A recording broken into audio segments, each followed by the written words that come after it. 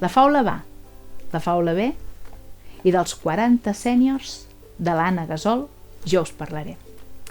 L'Anna va néixer a Cervera. De petita li agradava molt que la seva àvia li expliqués històries, però sabeu què li agradava molt més? Passar-se hores llegint llibres d'aventures.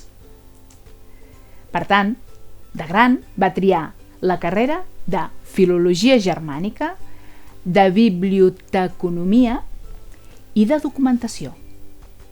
L'Anna també va ser mestra i després va gestionar el fons juvenil i infantil de les biblioteques d'una associació de mestres de Barcelona.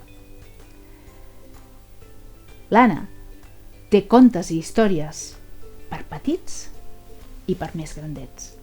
Pels petits té una col·lecció de contes com Nit de fantasmes o El tió o Santa Claus, on la Paula i el Marc, dos germans, comparteixen amb el seu veí Michael, que és dels Estats Units, les tradicions i com es viuen de forma diferents en cada lloc.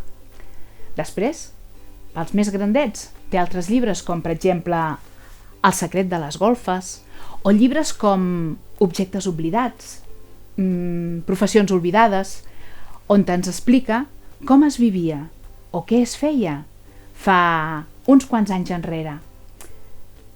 I recordar el passat és molt important, perquè recordant el passat podem evitar cometre els errors una altra vegada. I catacric, catacrac, els 40 sèniors al cor ens han robat.